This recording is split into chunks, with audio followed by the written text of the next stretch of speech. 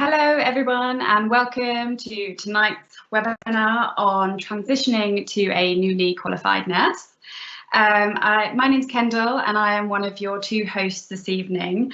I just want to say a really warm welcome to so many of you. Thanks for coming. This is the second in a series of webinars run by the RCN Students Committee. I don't know if any of you caught the one last night on employee relations, but it was really useful and hopefully we will make tonight's just as useful. Whether you are a student nurse or a newly qualified nurse or someone who knows or supports either of those two groups, we think we've got something for you. We've got three fabulous guests lined up to answer our questions, so hopefully it'll be really useful and we'll have a great hour. I thought we'd start by introducing myself and my co-host, the wonderful Lindsay. So as I said, my name's Kendall. I am the student member of the RCN's Professional Nursing Committee and on the Students Committee. Those two roles keep me really busy, but I really enjoy them. I am also a third-year student nurse at Bournemouth University and have about 4 weeks to go. I am opting in onto my extended paid clinical placement in critical care and I'm really enjoying my time in ICU. When I finish in about 4 weeks, I am going back to the army, from which I'm currently seconded, and I'm going to be an army nurse in the Queen Alexander's Royal Army Nursing Corps. And I'm excited about that, so lots to look forward to. That's me. My wonderful co-host Lindsay will now introduce herself too.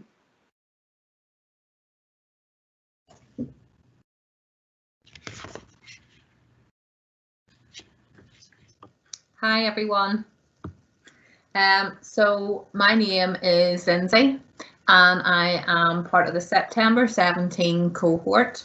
I'm an adult nurse, student nurse, soon to be newly qualified nurse from Queen's University in Belfast.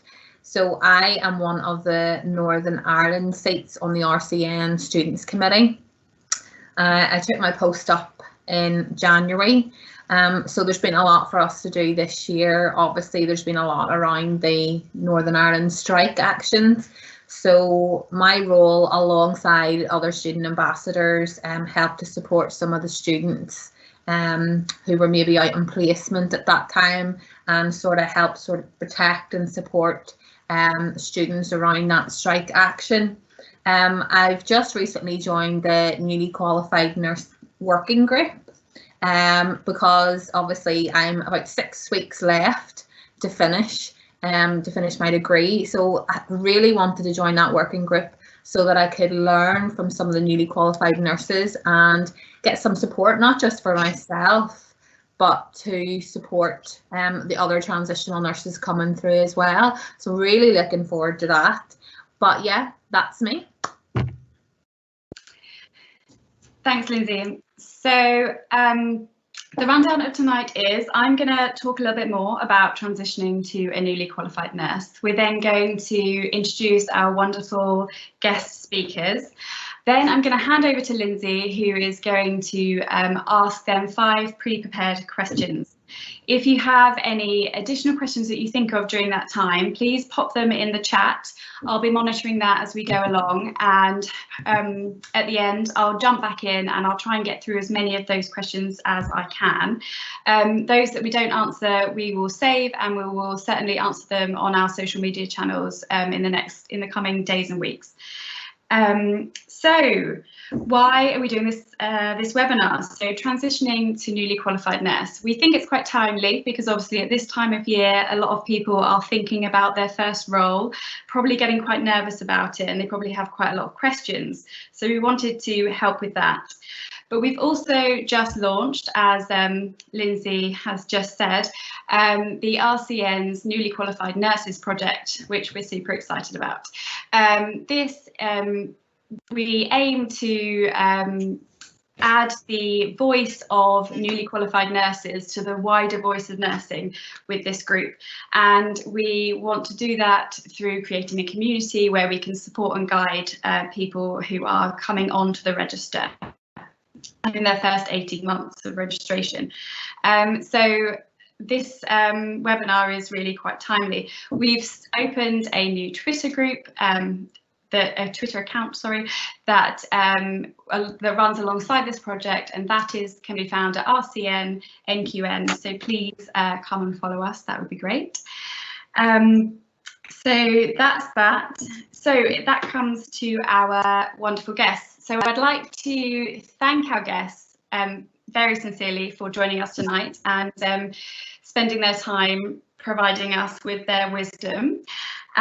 We have three guests, as I said, the first of which is Carol Ford Johnson. She is a nurse educator at Oxford Brookes and the author of How to Thrive as a Newly Qualified Nurse. Carol, would you like to say hello and a few more words about yourself?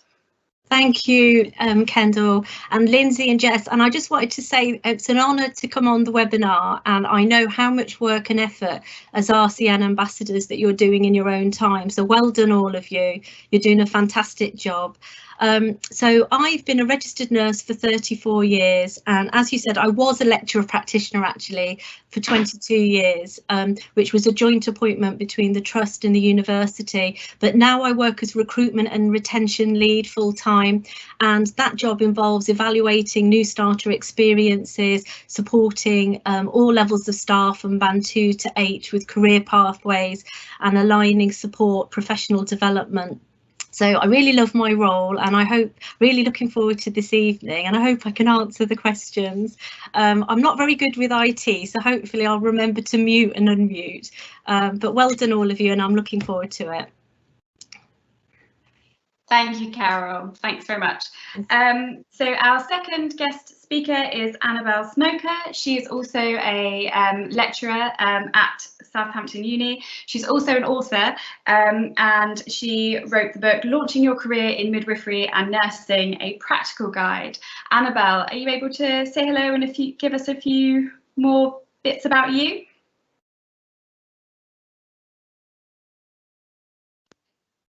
Muted, Annabelle. Lovely. Thank you, Kendall and Lindsay, and just to echo Carol's words, to say thank you very much for including me in this really important webinar. It's a real pleasure to be part of this, and it's excellent work and very, very timely.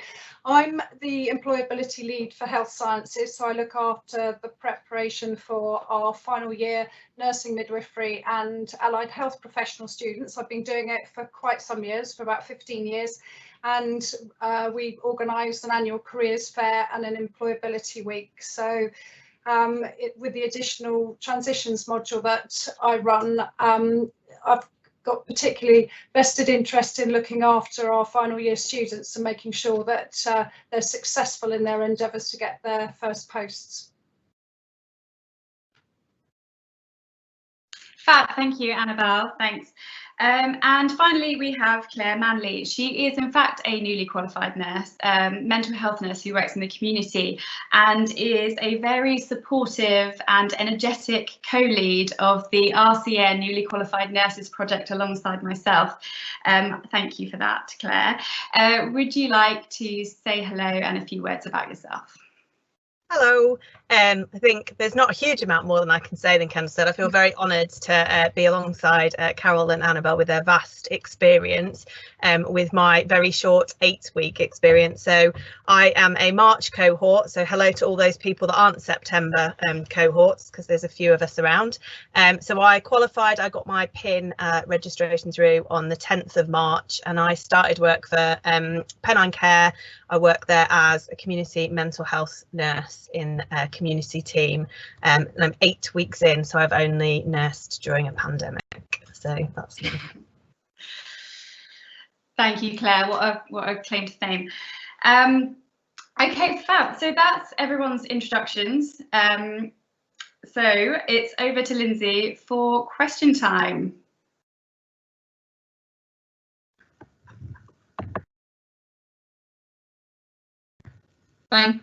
Thanks, Kendall. Thank you for that. It was great introduction by everybody. It's so good to meet you all. I haven't met you all yet, so it's really good to have you here. So we'll fire on with the first question. And Annabelle, if you want to take this first question, how early would you suggest looking for your newly qualified nurse role? Like, when do you think is appropriate time to start looking? Okay, thank you very much, Lindsay. That's a really good question. I would say it's never too early to start looking. And, you know, there's no hard and fast rules. And we get some students who have a really clear vision of where they want to go. And just hearing Kendall biographies going into the army, back into army nursing, obviously that's very clearly planned out, and you've got a clear sense of direction. You still have some students when they get to the final year have nothing concrete in mind, and it, you know, everybody's individual, and you know, so what I say when students first join on a program is that, and that's in Freshers Week, is that every placement experience you have will contribute to your career planning. So during your placements, and your university experience, you're creating a network of contacts that is really there for you to use to your advantage. And so some people will come onto the programme with a clear sense of direction. They know where they're going to be heading for, what they want and where they want to work. What essentially you need to do is to line yourself up to be the best placed and most appointable candidate. And you know, your opinions may change during the course of your programme. I mean, I can remember as when I was training, thinking, oh yes, I really love that. No, I didn't like this. The placements are there to help you to make career choices, because there will be some things that you naturally enjoy and love, and other placements that you really don't enjoy so much, and it's important to understand why that is, and that's a very personal thing. So I think the earlier you start having conversations, so I say this to those student nurses who are joining, who may be in the early years, that early years careers advice is really important. So start attending careers fair, having conversations with employers, and thinking about where you want to go, and start doing your research. If you want to have a career in the forces, for example, the whole application process takes a long time.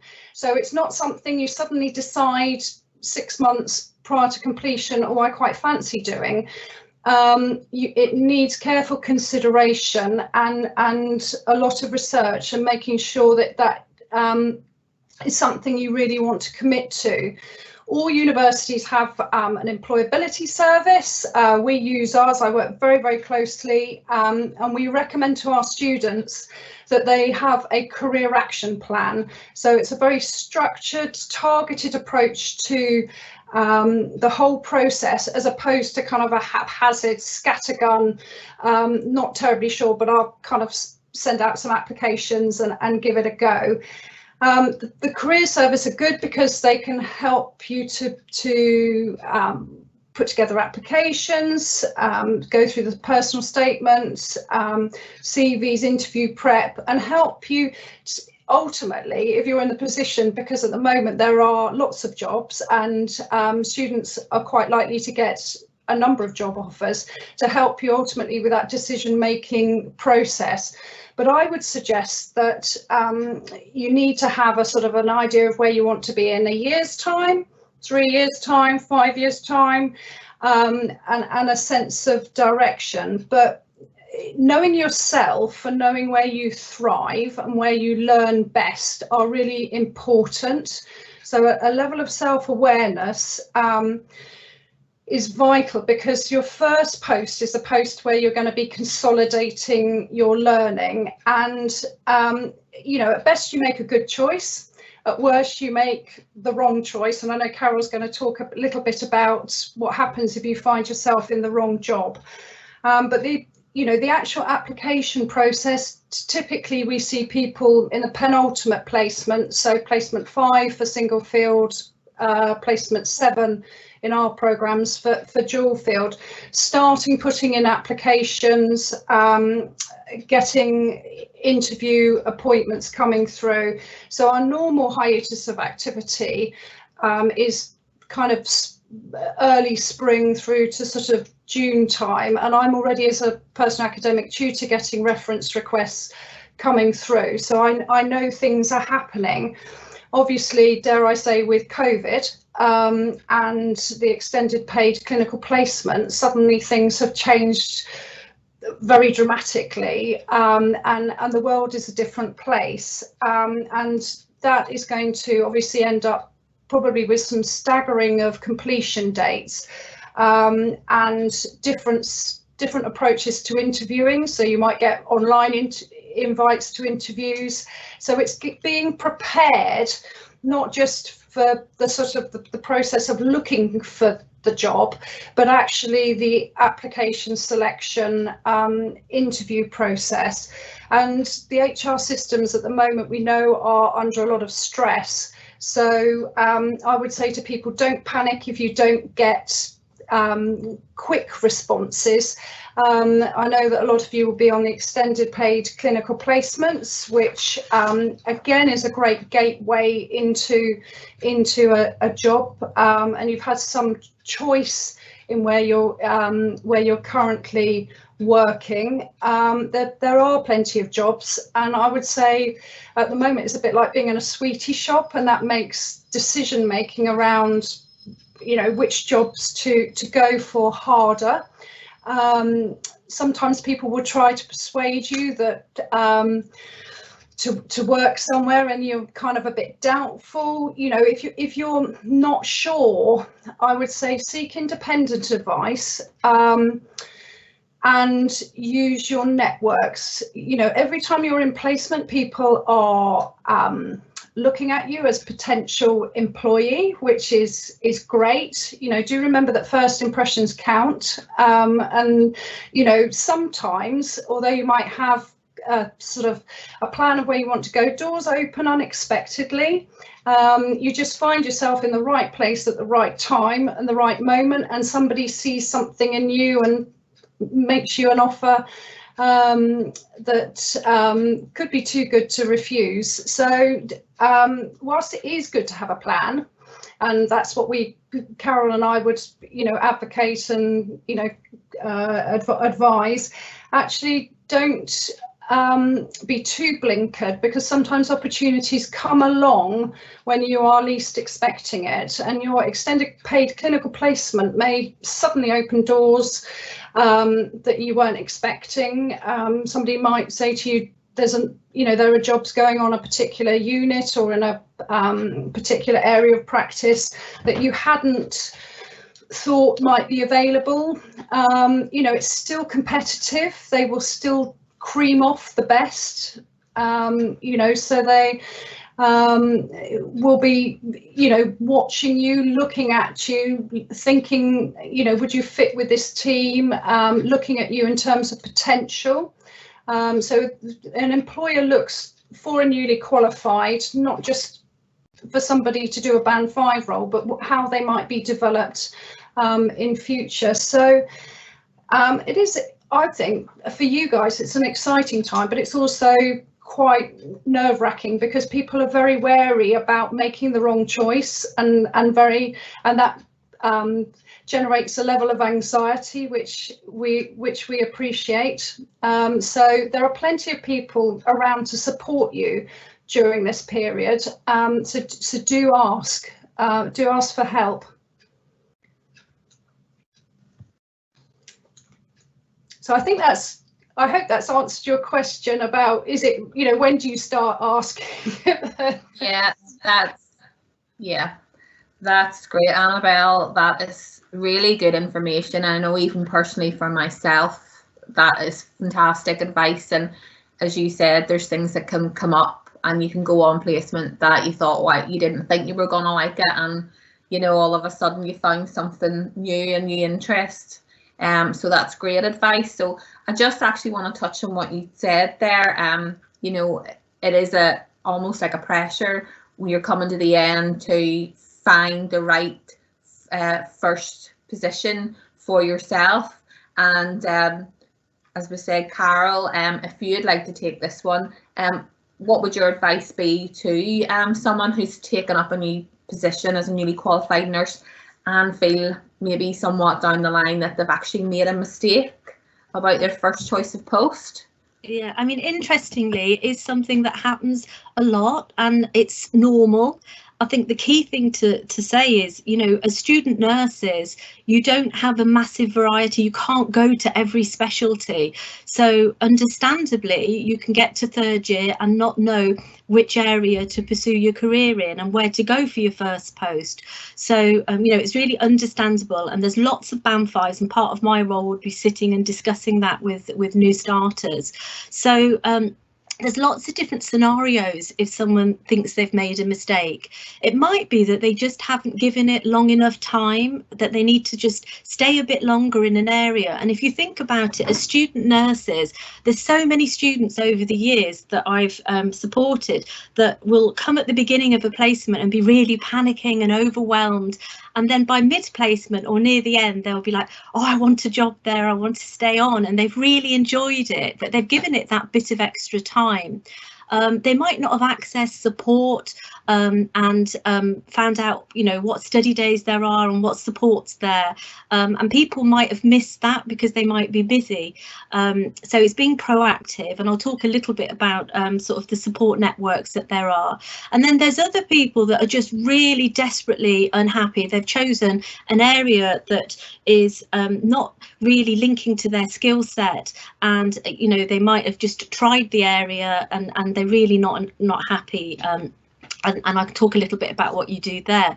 The key thing I think to take from this is it's never a mistake. You know, be brave, try the area, and you've got lifelong learning, and it starts again, you know, from when you qualify. You're developing transferable skills. And if, for example, you think, right, I've never had an oncology placement, I'm going to try oncology when I qualify, you're going to learn how to break bad news, to be compassionate, and you're going to have that information giving skills that you're going to develop. So you can take those into another role. You might go into acute care and you'll use those skills again. So, you know, you're going to be building up your portfolio, your professional portfolio of skills, your CV, your personal statements. So don't see it as a mistake. You know, we're all a culmination of experiences, good and bad. And that's what, you know, developing your career is about. The first thing I would probably do is try and establish what the issue is with somebody. So sitting down and reflecting yourself on what are the positives of this area and what am I struggling with? Is it something out of work even? So we've all got lives out of work, and are you dealing with a bereavement or, you know, something else going on in your life? So accessing support in relation to your needs is the main thing to do, and it's really, really important.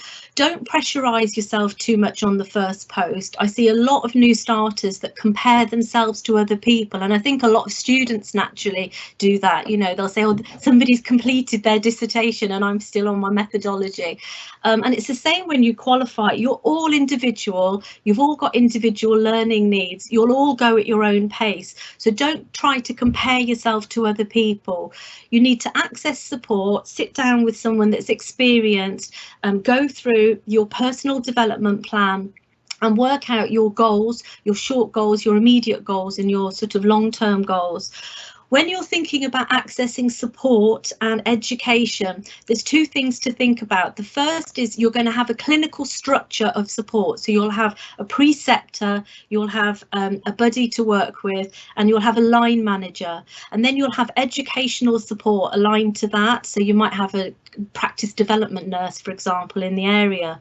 So if you feel really underconfident with your skills, you can ask to have an extension to your supernumerary time, have people to work alongside you to develop those skills. And utilising that support is really, really important. You've also got an evidence base, you've got online resources that you can use. You know, you're taught to be critical and, you know, analyse literature. So looking at the evidence base and what's out there that's free. I mean, currently there's an e-programme on COVID, for example, Health Education England. So you've got all these online resources that are free, but in your employer will also have in-house courses that are free that you can attend. So try and get on as many courses that you can that to help develop those skills. So it's mainly really about accessing support, but don't think it's a mistake. And I think if you are really desperately unhappy, so you might have somebody that's in, I don't know, in an ICU where they really would prefer to be in the community, they've tried it, and it's, you know, they don't want to pursue a career in that area, then line up another job. We're in a situation where there's lots of Band 5 jobs. I mean, it's bad, but there is lots of Band 5 jobs. We've got 40,000 plus vacancies. So you are an advantage that there is different opportunities out there for you to go for. But I would try and line up another job ready to move to, go and get some career advice. And ideally, I would say try and stay to at least 6 months. You know, 3 months isn't really long enough to consolidate your skills, but ideally try and stay for the year if you can. But if you're really, really unhappy, go and talk to somebody and just line up another job that suits your skill set. In my trust, we actually have what's called an open borders, where you can go from one job as a Band 5 into another area without having another value-based interview. So we really acknowledge that a Band 5 may go from ITU or to theatres and then decide actually they want to go to the community. So we have that open borders that goes into community health as well.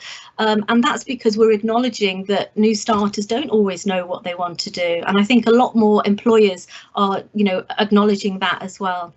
So I hope that's answered the question.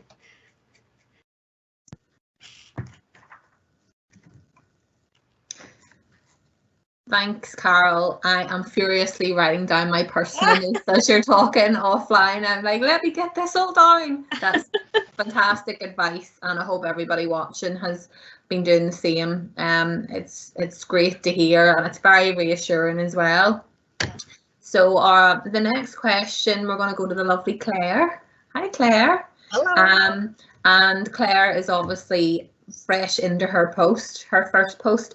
So a question for you, Claire, is what is the difference between qualified and registered? Do you think it matters? Like, what is the difference? Okay, just before I answer it, just to put my 2 penneth in from what Annabelle and Carol have said, I think the biggest message to take, having just come from it, is don't feel pressure from anyone else, both in terms of when you get your first job and when you're in it, because we put enough pressure on ourselves. And I think what they've both said, that's for me the really big thing that I needed to learn as I was going through it. So the question, the difference between qualified and registered. I think throughout my training and particularly in my final year, we learned so many new terms, and all of a sudden this new term kind of comes up in your final year, newly qualified nurse, and you see people putting it on their, you know, their Twitter biographies and on their Facebook, and people say, oh, I can't wait till I'm an NQN. And I didn't really think about it. It was a phrase I picked up, and I started, you know, talking about being a newly qualified nurse, and I hadn't really thought about it. Obviously, Kendall and I, with others, are leading the newly qualified nurse project. I started working with it with Craig earlier in the year for the RCN, and it was just something we went along with. We've got, I think somewhere I've got here, my newly qualified nurses handbook that the RCN give out. So it was just kind of a word that's what we used. And then I started to think about it, and it's really interesting when you then start to reflect on something. And I think I started when I got my registration, when I got my PIN with the NMC, and I paid that money, and I started to realise that, and interestingly, I got my degree certificate and my PIN on the same day. And so I got the 2 pieces of my education at the same time. One can never be taken away from me. You can never take my degree away from me. That qualification is mine, and it's mine to keep. And I can go on and do further qualifications. I'm going to do a master's in September. I could go and do professional courses. I could develop in that way. But my PIN is something that I could lose. I hopefully will never lose it, but I could lose it. And so in almost some ways I treasure it a little bit more, because it's something I have to foster and culture and keep and make sure that I maintain, and I have to go through validation. And so I started to realise that that's two different aspects. And although I needed the degree to get my PIN, I also needed the hours, and I also needed to fulfil my competencies. And so that was where I started kind of thinking about it, and then thinking about the question for tonight, thinking about that difference in detail, qualified and registered. So I'll just tell you what the dictionary says. The dictionary says that to be qualified is to reach the standard of ability or knowledge needed to do a particular job. And to be registered is to be entered onto an official list or directory. So again, slightly different, and did that, and we do both as nurses. So we're both registered and qualified, and that's important, that we're not one or the other, we're both. And names and titles are important. People call me Claire, they call me Mum, people sometimes call me by my Twitter handle, they call me Manners of Marple, they call me Clary, and that's fine. And then I've got a lot of titles as well. So I'm Mum, I'm a friend, I'm a nurse, I'm a guide leader, I'm a volunteer, all those different kind of things. And we start to put people into categories and think about them in terms of their boxes. And having done a lot of social media and being a student ambassador and being involved with the RCN all through my training, that is a really common complaint from students. Don't call me student. Don't put me in that box and call me student. Identify me as an individual. And already having started, we can be, are you the only qualified on? Are you who's the qualified on the ward? Who's a band 5? Have you spoken to the band 6? And we start to label people in those ways, and I think we belittle other professions that we work with, from healthcare assistants who are highly qualified and experienced in what they do, to physios, medics, whoever. We are not the only qualified on a ward. Everybody is qualified and experienced to be there, and I think that's really important. So it comes together, and I start to think about it, and I start to think about those terms. And then for me, as a community mental health nurse, I quite often get called a CPN, community psychiatric nurse. Now, they don't really exist anymore. We are all registered nurses with our code after it. So I am an RNMH, a registered nurse mental health. I'm not a CPN. I am a registered mental health nurse who works in the community. And so for me, I think the distinction is important. It's important to know that we are experienced and qualified, but it's really important to know we're registered. And if I tell you that there are 600 job titles in the UK with the term nursing, or variations of the term nurse or nursing, so a qualified veterinary nurse or a nursing assistant, or in the private sector, there are people who are called professional nurses who are actually nursing assistants, and the only protected title that we have is registered nurse. Interestingly, some other protected titles, when I was looking this up, are paramedic, that's protected, radiographer, hearing aid dispenser, that is also protected, but the term nurse isn't, but the term registered nurse isn't. And I think maybe we need to take a little bit more pride in our registration, and we need to take a little bit more pride in the fact that we don't just get it on the day we get our bachelor's or our master's or whichever education route you chose to follow to get your degree. We maintain it.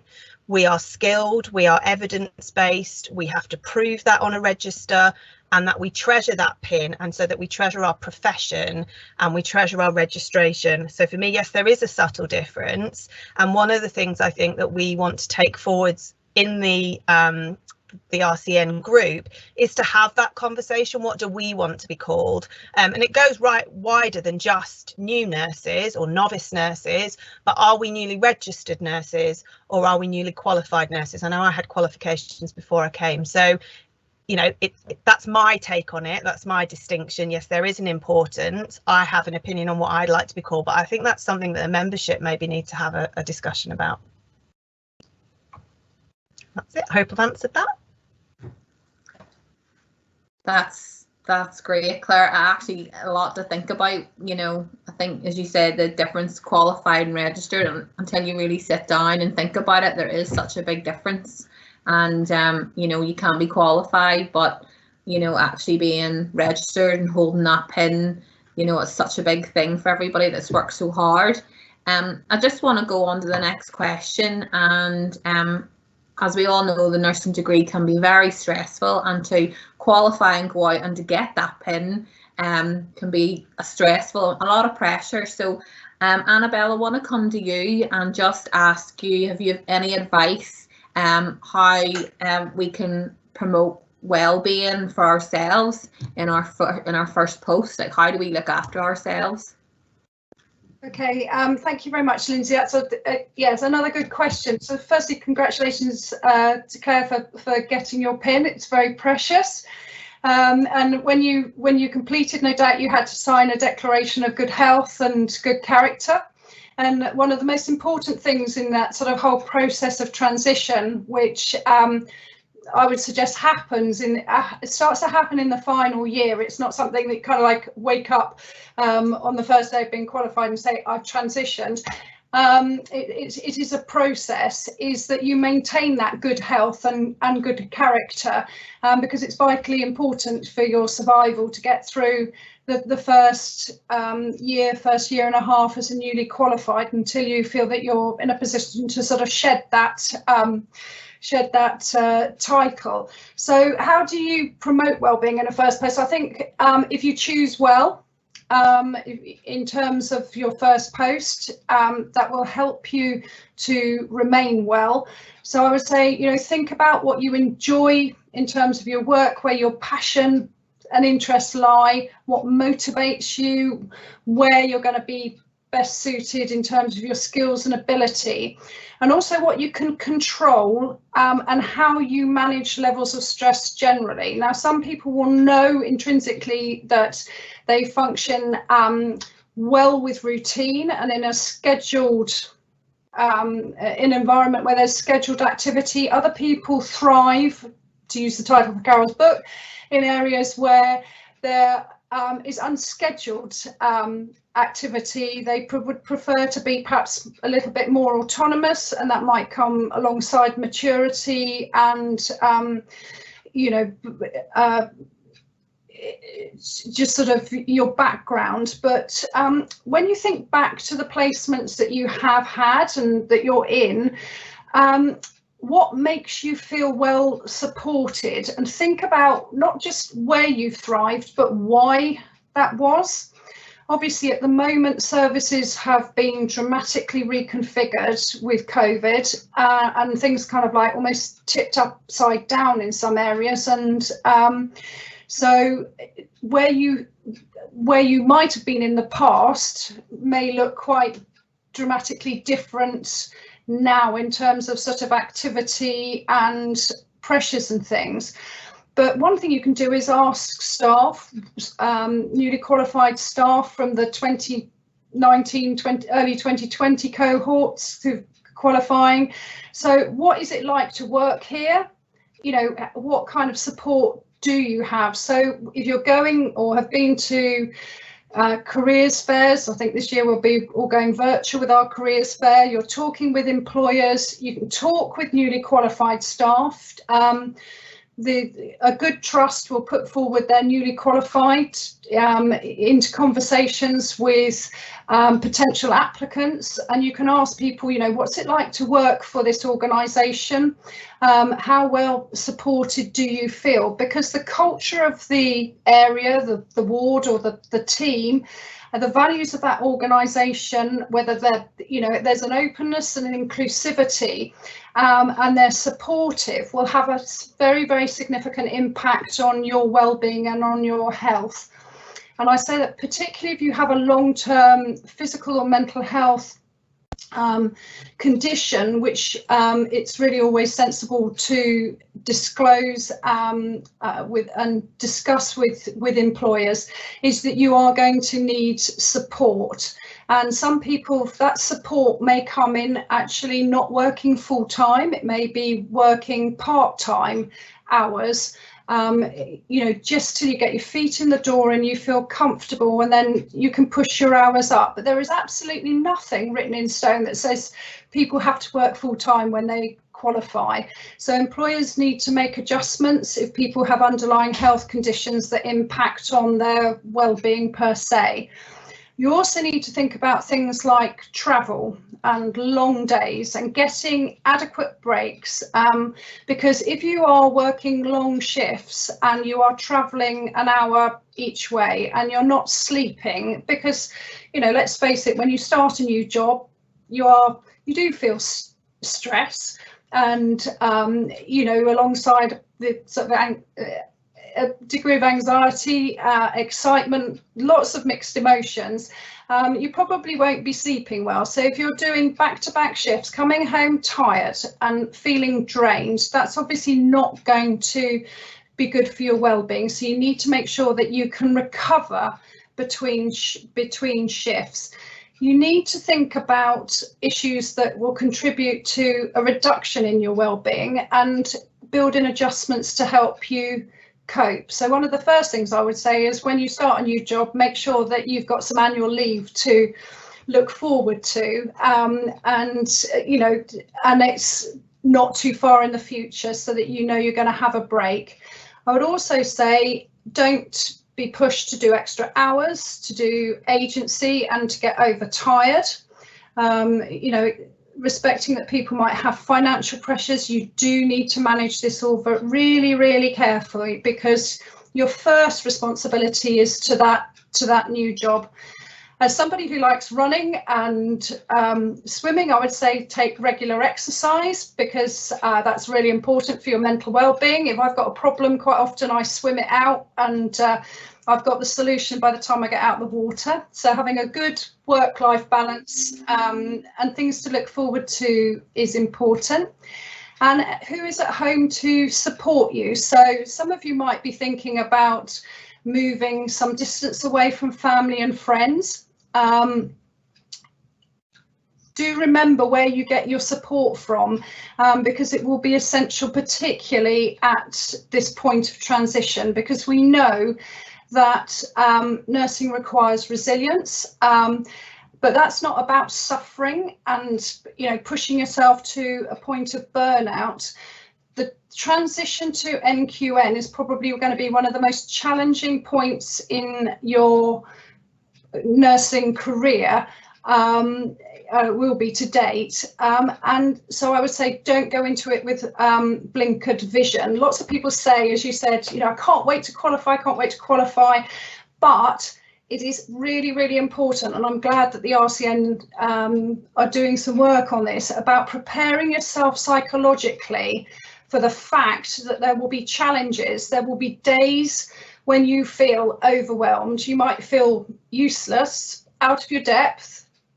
And these are words that have come from former students, saying that, you know, they feel sometimes like they're treading water, and there will be moments of discomfort. And I think particularly with COVID, you know, there are some added stresses that need to be understood and taken into account. And sometimes people push themselves. We all push ourselves because we feel we need to succeed. We can't let people down, and we do know that student nurses transitioning very often go over and above what is reasonably expected, because they think people want the bars up here, when actually the bar's here, but they've misread it.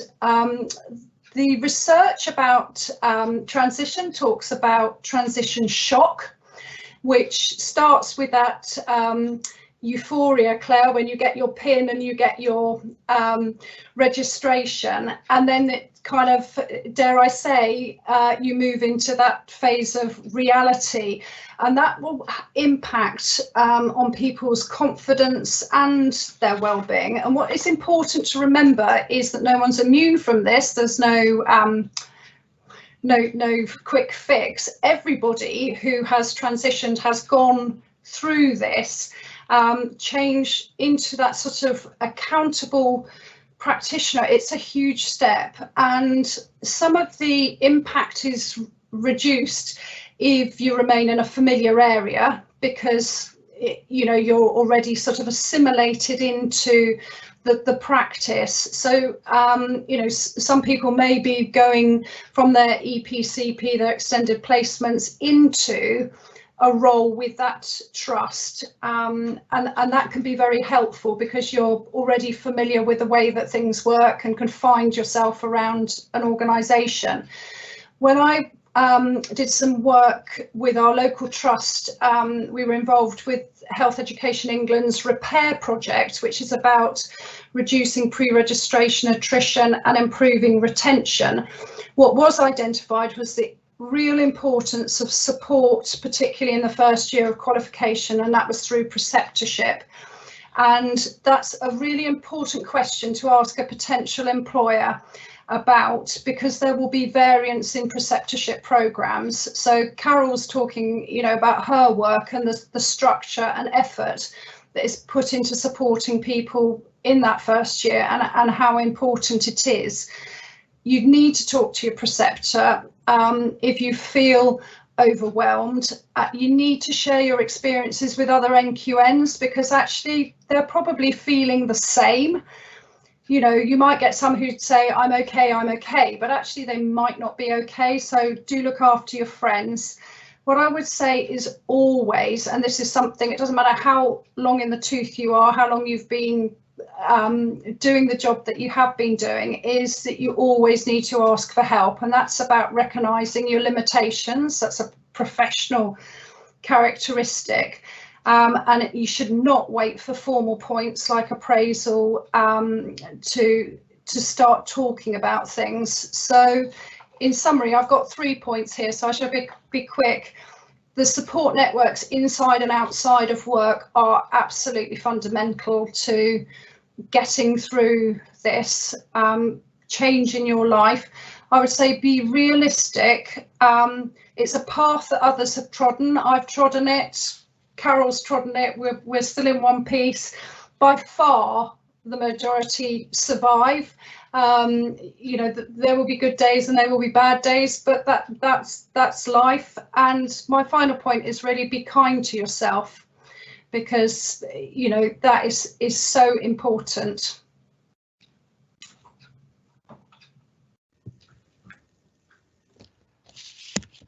Thanks very much, Annabelle. Yes, some great points in there.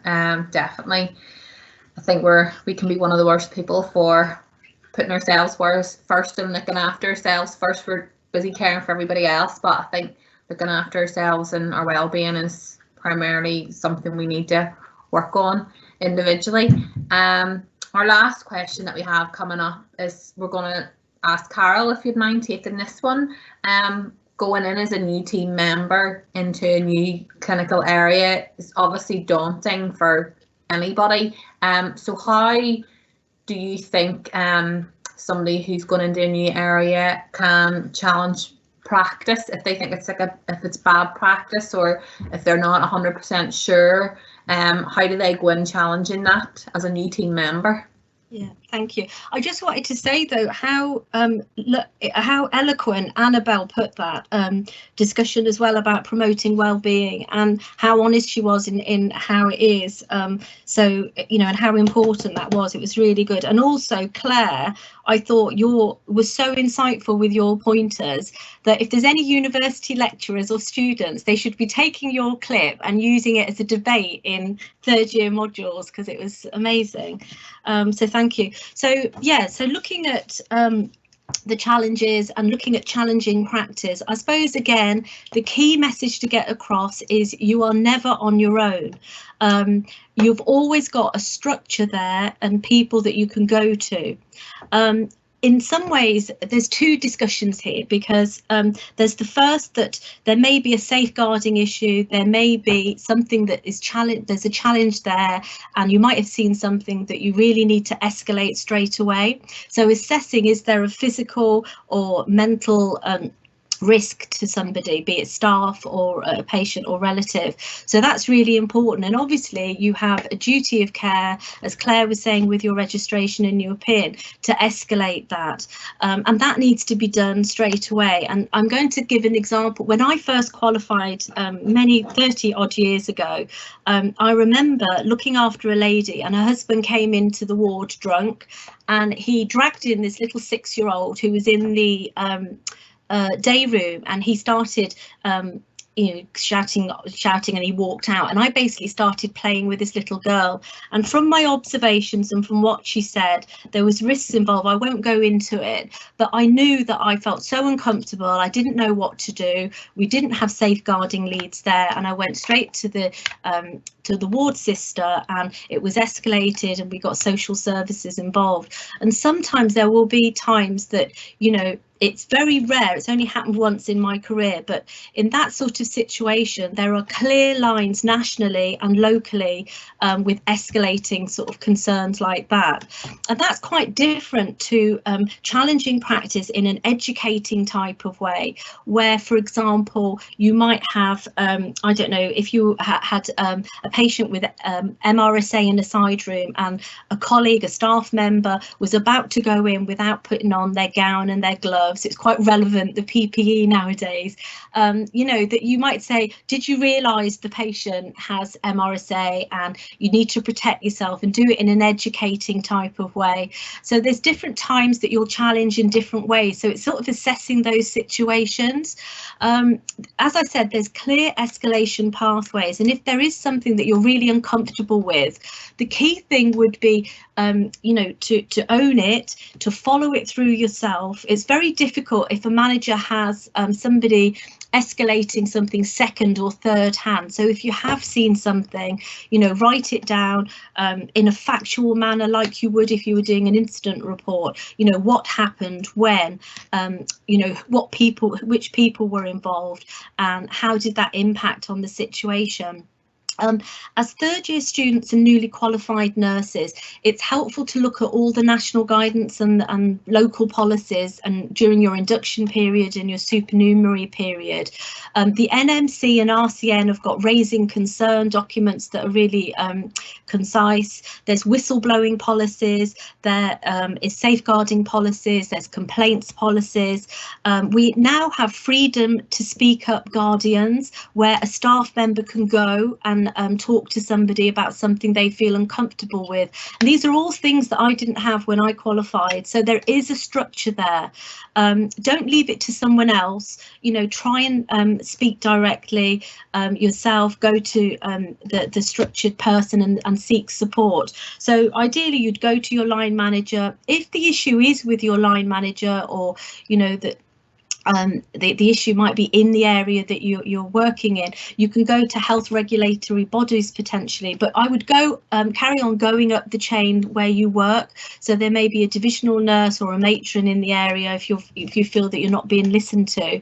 There's also human resources aligned to all your jobs. So when you qualify, you can go confidentially to somebody in human resources. The RCN have been amazing during my career. I haven't, thankfully had to use an RCN rep very often through my career, but when I have, they've been absolutely invaluable. It doesn't have to necessarily be the RCN, it could be Unison, but having that union rep there at that time of need to talk through what you're worried about and the concerns, and they really, will be helpful in these sort of situations. So it's just the key message to get across is you're never alone. Own it. Don't leave it to someone else to speak up. Go through the processes, and where possible, most of the time it can be dealt with in an educating type of way. I will say one little anecdote very quickly. When I was thinking about this answer, and one of the first times I saw evidence-based practice in action, and this will tell you how old I am, we used to have rubber rings for patients to sit on. We didn't have hoists. Annabelle was nodding, she'll remember. We didn't have hoists or manual handling aids, so we had to lift the patients. All these band lifts we used to have to do. We didn't have these lifts. And I remember a nursing sister and this consultant saying, I want my patient on a rubber ring because they had a sacral sore. Obviously totally goes against tissue viability and everything nowadays. And she was so upset about it. She went and she didn't download because we didn't have computers on the ward then, but she got 50 articles and put them on his desk, and the next day he came out and he said, point taken, he won't be on a rubber ring. But nowadays you've got that evidence base to use to challenge, and you know, you're critical thinkers, you're trained to critically think and to use your evidence base. And I see more and more of students coming into areas with brilliant ideas, changing practice, because we need to listen to you. You might have more expertise and have more knowledge base in relating to a dissertation, for example. So I think it's, there's more collaborative team working, listening nowadays, I would say. So okay, so I hope I've answered that okay. Yes, Carol, thank you very much. I think the main thing to take from that is that there's always support there, and again, like, you're never on your own, so look out for people around you to support you. So I am done with my questions now, guys, and I'm gonna hand back to Kendall for some very quick questions just at the end that have been sent in by some of the audience that are watching at the minute. So hand over to Kendall. Okay, so I have been reading through some really brilliant questions, and unfortunately we're not going to get through all of them, but we will be moving on to Twitter and certainly addressing all of those in due course. But the first one I have is for Annabelle, and it is, what is the length of the average preceptorship and what might it include? Okay, thank you very much. Good question to ask. Actually, there is no set format and there's no set length of time, so there will be variance. And I would suggest, if you're sitting with two job offers and wondering which one to take, spend some time comparing and contrasting what they do with their preceptorship, because some programs are better than others.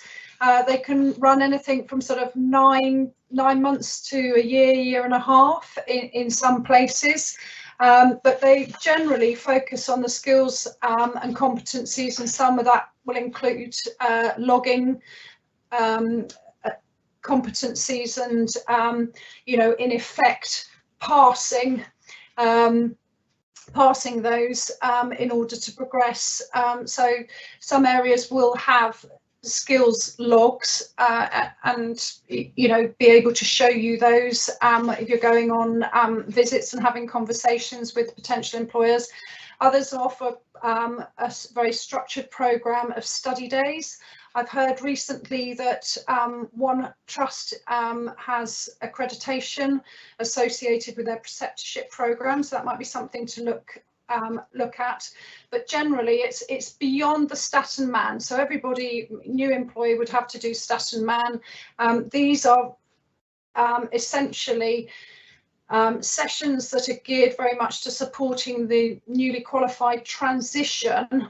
So they may be around things like medicines management, advancing skills like cannulation, venipuncture, ALS, etc. So additional training with an eye, always keeping an eye on the sort of development towards band 6. And some people will make quite a swift transition, move from band 5 to band 6 in a relatively short period of time. But going back to the question about preceptorship, it is important to look at the quality of it, to have conversations with those who are currently undertaking the preceptorship and find out what it is like in specific trusts and organisations, because there will be a difference, and it can make quite a difference to your experience of a first post. And as Carol said, if you're starting to encounter difficulties, you're not sure you've made the right choice, it's in trusts and organisations' best interest to make sure that their staff are happy and well placed. So the preceptorship should offer not just practical support, but also emotional support, and be really focused on the well-being and development of staff. Fab, thank you very much, Annabelle, that was great. We've had loads of questions about preceptorships, and we will make sure we put lots of information on our Twitter account, RCN NQN, in the coming weeks, and I think we've got a tweet chat planned on that very topic, so hopefully we'll get those sorts of questions answered for you. Final question for Carol. How can newly qualified nurses become effective leaders and mentors for future nurses, and what can they do during their own education to prepare themselves for these sorts of roles? So I think, can you hear me? Is that okay? Oh, yeah, I'm not muted. I think accessing career advice, so aligning your career to with advice with your education is really important to develop your skills. So initially, as a newly qualified nurse, you might start even at 6 months saying, oh, I'd like to support a first year, and you might want to orientate them to the area that you work, the setting that you work. You might look at developing packages for new starters, doing a poster, you know, an education poster, or doing teaching. If you don't like teaching, there's always some element of teaching and support you can give to others. So starting, you know, it starts early on really, and then looking at any courses. If you do want to go down a teaching route, for example, you could be a link for the area for student nurses. You can work with educators in the area to support them in their role, and there is post-registration education courses for aligned to lots of different career pathways. So if you're going to go down an education route, you can do a teaching certificate or a postgraduate diploma in education, for example. But, you know, start small and just develop those skills with the staff, work with the staff together, and just access that career. I think accessing someone that's knowledgeable and experienced and approachable is really important when you start to help develop your career plan. I don't know if that's answered it, but I think that certainly answered it. Thank you very much. So we have had, as I said, lots and lots of really great questions, and we certainly will be answering them both on RCN Students social media accounts and RCN Newly Qualified Nurses Twitter account. But unfortunately, we have run out of time. So I'll hand over back to Lindsay for the goodbyes.